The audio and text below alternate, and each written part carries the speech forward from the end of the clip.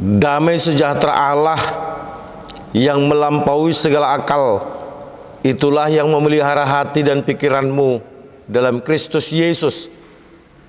Amin. Firman Tuhan yang akan kita dengarkan pada ibadah kita hari Minggu ini yang diberi nama Minggu ke-13 setelah Trinitatis, diambil dari Efesus pasal 6, dimulai dari ayat 10 sampai dengan ayat 20. Efesus pasal 6 dimulai dari ayat 10 sampai dengan ayat 20. Kita ikuti di dalam hati kita masing-masing demikian firman Tuhan. Akhirnya, hendaklah kamu kuat di dalam Tuhan, di dalam kekuatan kuasa-Nya. Kenakanlah seluruh perlengkapan senjata Allah, supaya kamu dapat bertahan melawan tipu muslihat iblis. Karena perjuangan kita bukanlah melawan darah dan daging, tetapi melawan pemerintah, melawan penguasa-penguasa, melawan penghulu-penghulu dunia yang gelap ini, melawan roh-roh jahat di udara. Sebab itu, ambillah seluruh perlengkapan senjata Allah supaya kamu dapat mengadakan perlawanan pada hari yang jahat itu dan tetap berdiri sesudah kamu menyelesaikan segala sesuatu.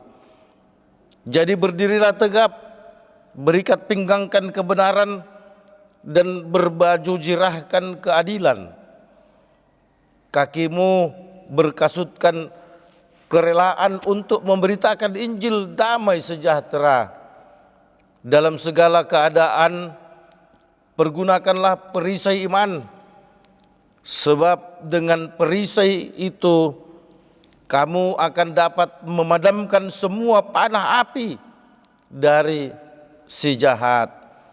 Dan terimalah ketopong keselamatan dan pedang roh, yaitu firman Allah. Dalam segala doa dan permohonan, berdoalah setiap waktu di dalam roh dan berjaga-jagalah di dalam doamu itu dengan permohonan yang tak putus-putusnya untuk segala orang kudus. Juga untuk aku, supaya kepadaku, jika aku membuka mulutku, dikaruniakan perkataan yang benar, agar dengan keberanian aku memberitakan rahasia Injil yang kulayani sebagai utusan yang dipenjarakan. Berdoalah supaya dengan keberanian aku menyatakannya sebagaimana seharusnya aku berbicara. Demikian firman Tuhan. Yesus berkata kepada kita semua yang berbahagia adalah mereka yang mau mendengarkan firman Tuhan. Saudaraku seiman yang dikasihi oleh Tuhan Yesus Kristus, kita sering mendengar dari berita di televisi, berita di radio, ataupun melalui media sosial, negara-negara yang dinyatakan kuat dalam alat persenjataan untuk berperang. Bahkan Indonesia konon dikatakan termasuk 5 negara besar di dunia yang persenjataan perangnya dikategorikan canggih. Nah, saudaraku yang dikasihi oleh Tuhan Yesus Kristus, semua persenjataan perang yang ada di setiap negara itu tentu diperuntukkan untuk melawan musuh yang akan datang. Bisa ditembak,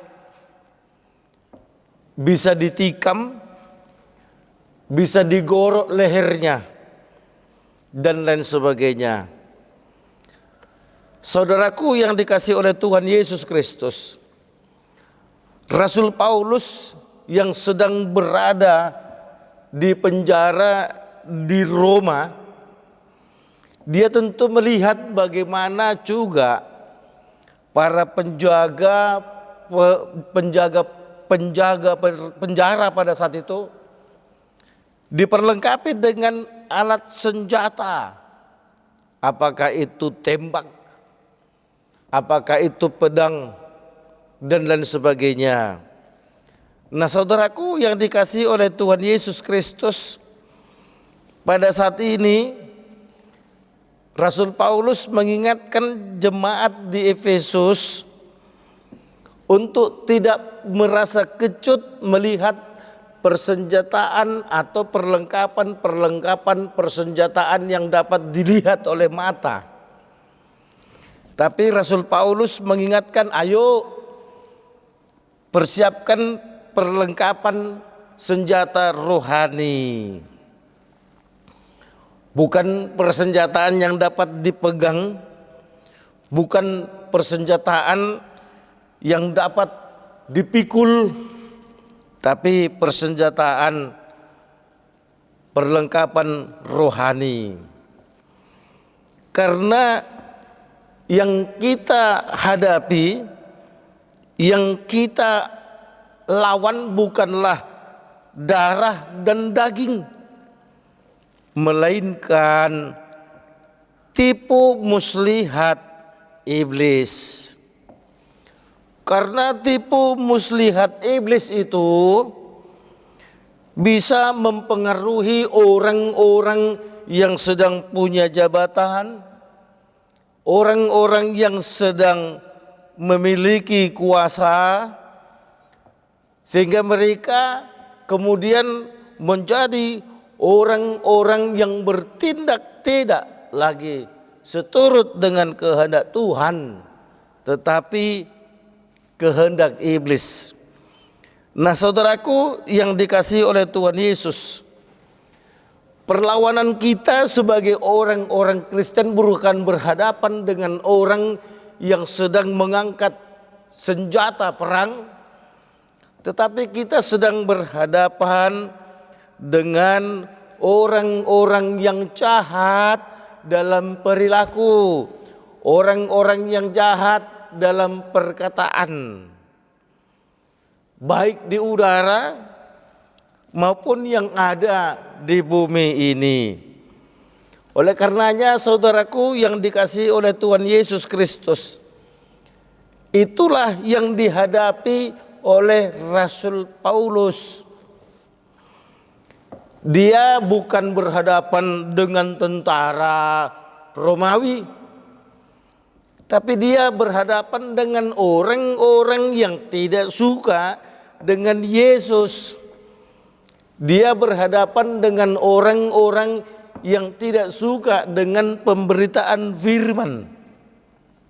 Itu sebabnya Rasul Paulus memberikan nasihat, berdirilah teguh, berdirilah tegap, berikat pinggangkan kebenaran, dan berbaju jirahkan keadilan.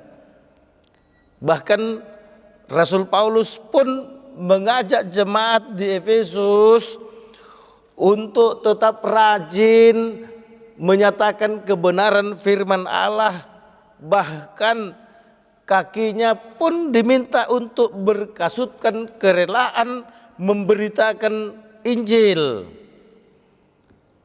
Berkasutkan kerelaan itu artinya ayo pakai kakimu untuk bergerak, untuk melangkah ke berbagai tempat dengan membawa berita firman Allah, supaya semakin banyak orang yang akan merasakan damai sejahtera yang dari Yesus.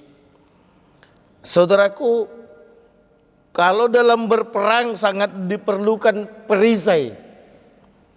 Perisai itu untuk menghadang serangan-serangan dari musuh, untuk menghadang jika ada lemparan-lemparan batu, untuk menghadang jika ada penikaman, jika ada tusukan-tusukan.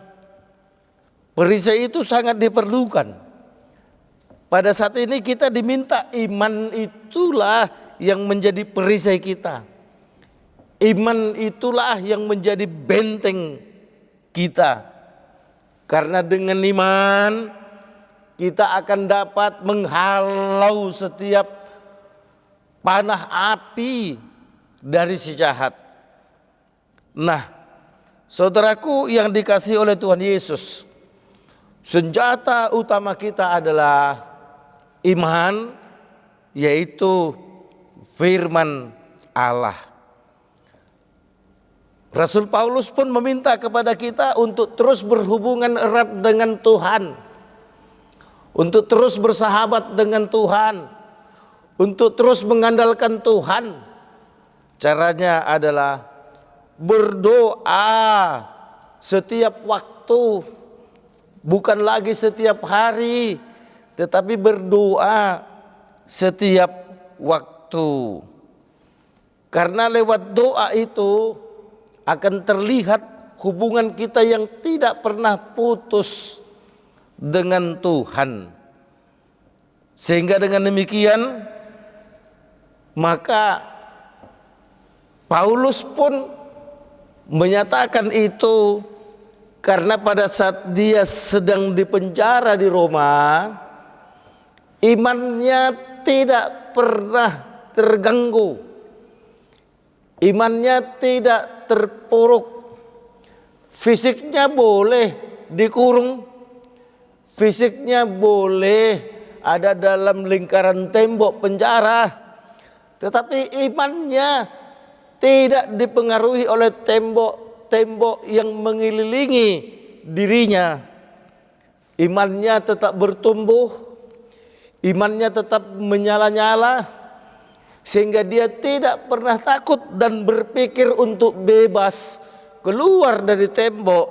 Karena baginya kebebasan itu, kemerdekaan itu, keselamatan itu bukan dia peroleh kalau dia bisa keluar dari tembok penjara, tapi kalau dia tetap setia kepada Tuhan Yesus. Oleh karenanya saudaraku, tema bagi kita di minggu ke-13 setelah Trinitatis hari ini dikatakan kuat di dalam Tuhan. Kita bisa bayangkan Tuhan itu dahsyat, Tuhan itu hebat, Tuhan itu kuat, Tuhan itu luar biasa, Tuhan itu bagaikan benteng yang teguh. Kita mesti berada di dalam Tuhan. Ketika orang-orang percaya berada di dalam Tuhan, maka dia akan merasakan benteng yang teguh, kekuatan yang dahsyat, kekuatan yang luar biasa. Sehingga siapapun yang akan datang untuk merongrong kita, siapapun yang akan datang untuk melawan kita, itu sama dengan dia akan melawan Tuhan. Kalau sudah Tuhan teman kita, kata Amsal Salomo, siapa yang berani untuk menjadi musuh kita? Kalau sudah Tuhan menjadi andalan kita, Siapa yang berani untuk berhadapan dengan kita? Itu ibarat cicak dengan biawak, atau biawak dengan buaya. Apalagi kalau cicak dengan buaya, antara langit dan bumi. Itu sebabnya saudaraku, Rasul Paulus tetap penuh semangat karena dia yakin kebersamaannya dengan Tuhan tidak ditentukan oleh tempat, tapi kebersamaan dengan Tuhan itu ditentukan oleh hatinya, pikirannya yang selalu bersama dengan Tuhan. Dimanapun kita, kalau kita mau menggandengkan hati kita kepada Tuhan Yesus, kalau kita mau menggandengkan pikiran kita kepada Tuhan Yesus, apalagi kalau kita mau menggandengkan seluruh hidup kita kepada Tuhan Yesus, maka seperti yang dikatakan oleh Yesus, aku ada di dalam Tuhan dan Tuhan pun ada di dalam aku.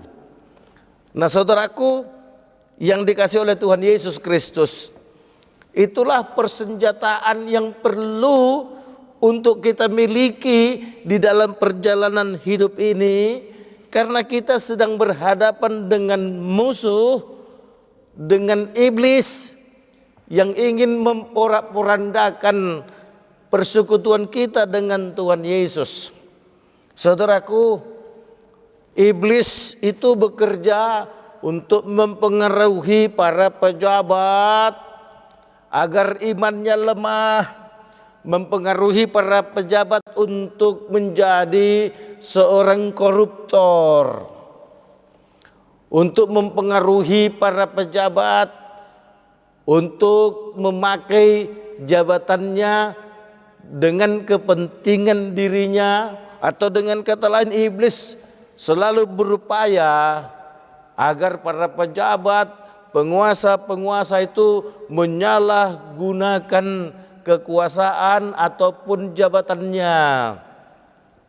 Saudaraku, iblis terus bekerja kepada siapa saja, orang kecil, orang besar, orang bodoh, orang pintar, pegawai bawahan, pejabat tinggi, orang yang tinggal di gubuk-gubuk, orang yang tinggal di rumah sederhana, orang yang tinggal di rumah gedongan, bahkan orang yang tinggal di rumah mewah, bahkan istana sekalipun.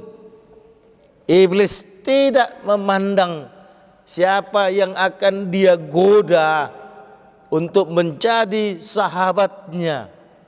Iblis akan berupaya untuk membuat setiap orang menjadi sahabatnya. Sehingga dengan demikian saudaraku, maka yang kita butuhkan adalah senjata iman. Saudaraku yang dikasihi oleh Tuhan Yesus Kristus, manusia itu tidak sempurna. Manusia itu sejak ciptaan Tuhan memiliki banyak kelemahan. Tentu hal itu harus kita sadari, bahwa hidup tanpa Tuhan itu hanya kesia-siaan. Hidup tanpa Tuhan itu sama dengan menghancurkan diri sendiri, karena hidup tanpa Tuhan kita akan menjadi umpan lunak iblis. Kita akan menjadi mangsa lunak iblis yang siap dilahap, yang siap untuk menjadi sahabat-sahabatnya. Oleh karena itu saudaraku yang dikasihi oleh Tuhan Yesus Kristus, iblis selalu mendatangi ke berbagai tempat untuk merusak iman orang-orang. Iblis pun datang ke mal, iblis pun datang ke perkantoran, iblis pun datang ke rumah, iblis pun bahkan datang juga ke gereja untuk merusak persekutuan orang bersama dengan Tuhan Yesus. Ketika seseorang tidak merasakan dihargai, maka iblis akan mempengaruhi kita untuk memberontak. Mengapa kita tidak dihargai? Ketika kita merasa apa yang kita inginkan tidak tercapai, maka iblis pun akan mendekati kita dan membisikkan ke telinga kita, untuk apa engkau terus mengikut Tuhanmu, sementara Tuhanmu tidak memberikan apa yang kau inginkan. Padahal saudaraku, kita sudah diperhadapkan dengan firman sejak dari perjanjian lama. Kita boleh memiliki banyak rancangan, tapi ketahuilah yang terjadi itu haruslah rancangan Tuhan.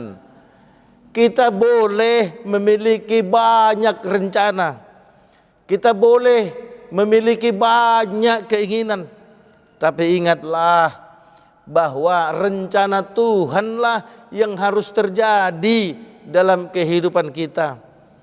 Itu sebabnya Tuhan Yesus pun mengajari umatnya, mengajari pengikutnya, mengajari para muridnya untuk berdoa dan berkata, biarlah kehendak-Mu yang terjadi. Kita boleh meminta ini, kita boleh meminta itu, kita boleh meminta ada banyak, tapi kita pun diajari oleh Yesus, biarlah kehendak-Mu yang terjadi. Karena Tuhan selalu merencanakan damai sejahtera. Tuhan tidak pernah merencanakan kecelakaan. Tuhan tidak pernah merencanakan yang tidak baik. Tapi Tuhan selalu merencanakan yang indah. Oleh karenanya saudaraku, ketika kita menjadi orang yang beriman kepada Tuhan Yesus, maka kita akan selalu memperlengkapi hidup kita ini dengan sebuah senjata iman, yaitu firman Tuhan. Bukankah firman Tuhan yang berkata, kasihilah musuhmu? Tentu dengan kasih, musuh kita itu akan takluk. Kalau kita lawan musuh kita dengan ancaman, kalau kita lawan musuh kita itu dengan kebencian, maka sesungguhnya musuh itu akan tetap ada, bahkan semakin bertambah untuk menghadapi kita. Kalau Tuhan Yesus pun mengatakan, angkat tanganmu, tumpangkan itu kepada musuhmu, berkati dia. Tentu saudaraku, hanya dengan perbuatan baik seperti itu, segala kejahatan akan dapat ditaklukkan. Yesus pun berkata, kalahkan kejahatan dengan kebaikan. Itu firman Tuhan saudaraku. Hanya firman yang disampaikan oleh Yesuslah yang kalimatnya berkata, kalahkan kejahatan dengan kebaikan. Nah saudaraku yang dikasihi oleh Tuhan Yesus Kristus, betapa nikmatnya hidup ini kalau kita terus bersahabat, kalau kita terus bersekutu dengan Tuhan Yesus. Sehingga dengan demikian, maka apapun kekuatan yang ada di depan kita, yang ingin merongrong kita, selama kita terus berhubungan erat dengan Tuhan, selama kita terus menggandengkan hidup kita kepada Tuhan, selama kita terus berdoa kepada Tuhan, maka Tuhan tidak hanya menyertai, tapi Tuhan juga akan melindungi, Tuhan juga akan menolong kita untuk tidak terjatuh. Sehingga dengan demikian, maka kuasa si jahat, kuasa iblis tidak akan pernah menaklukkan semangat kita untuk menjadi pengikut Yesus. Mari saudaraku, untuk kita semakin semangat menjalani hidup ini. Ketika pada masa pandemi orang mengatakan semangat, selamat sehat, jangan pernah takut. Maka pada saat ini kita diingatkan oleh Rasul Paulus lewat kesaksian imannya. Tetap semangat, tetap kuat, karena ada Tuhan sebagai benteng kita yang teguh. Ada Tuhan Yesus yang sudah mengorbankan dirinya, yang sudah memberikan hidupnya untuk menyelamatkan kita. Sehingga dengan demikian, bersama dengan Yesus kita akan kuat. Bersama dengan Yesus kita akan selamat. Bersama dengan Yesus maka kita akan memperoleh kehidupan yang kekal selama-lamanya. Amin. Terima kasih Tuhan, kami ucapkan kepadamu atas kebaikan-Mu yang kami rasakan pada saat ini, di tengah kesibukan kami, di tengah kelelahan kami, di tengah banyaknya pekerjaan kami, di tengah pergumulan yang kami hadapi. Engkau menunjukkan kasih-Mu dengan terus menyirami kami dengan firman-Mu. Biarlah Tuhan, kami akan terus mempersenjatai hidup kami, mempersenjatai diri kami dengan firman-Mu. Karena firman-Mu akan menguatkan kami. Firman-Mu akan memampukan kami untuk menghadapi rancangan-rancangan si jahat. Kami harus hidup di dalam Tuhan, karena Tuhan itu adalah dahsyat, kuat, dan luar biasa. Sehingga kami akan berada di dalam sebuah kekuatan yang luar biasa. Tuhan yang di surga, kami berdoa untuk Yayasan Badan Kerjasama Marturia. Engkau terus Tuhan berkati para pengurus dan anggota. Pakai mereka Tuhan untuk perpanjangan mulut-Mu menyatakan kebenaran firman-Mu.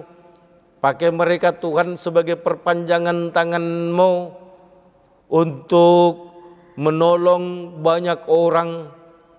Pakai Tuhan kami untuk perpanjangan kaki-Mu agar terus melangkah ke berbagai tempat untuk menyatakan kebaikan-Mu. Sehingga dengan demikian firman-Mu akan nyata di setiap tempat. Tuhan yang di surga, kami berdoa Tuhan untuk pemerintah kami yang dipimpin oleh Bapak Joko Widodo, negara kami yang dipimpin oleh Bapak Joko Widodo. Kurang lebih 2 bulan lagi beliau akan menanggalkan jabatan kepresidenannya. Biarlah Tuhan tolong agar proses yang sedang berjalan, masa transisi nanti pada akhirnya akan berjalan dengan baik, dan presiden terpilih, wakil presiden terpilih boleh untuk menerima tongkat estafet kepemimpinan di negara ini. Berkati Tuhan Bapak Presiden kami Joko Widodo, biarlah Tuhan dalam akhir periodenya ini mujizat Tuhan, hikmat Tuhan, kuasa dari Tuhan itu akan tetap nyata lewat kebijakan-kebijakan yang diambilnya.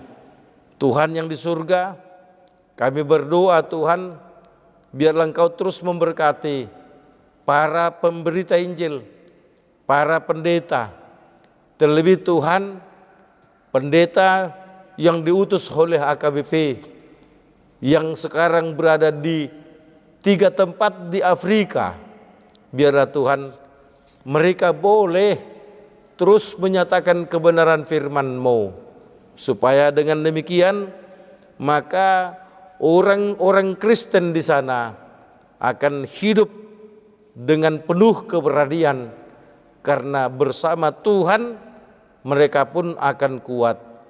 Kami serahkan Tuhan hidup kami 1 minggu ke depan, biarlah Tuhan yang memberkati kami, Tuhan yang menolong kami. Kehendak-Mu yang selalu terjadi, Engkau akan tetap mulia dalam kehidupan kami, dan kami akan berbahagia sesuai dengan kehendak-Mu. Kami berdoa di dalam nama Yesus. Amin.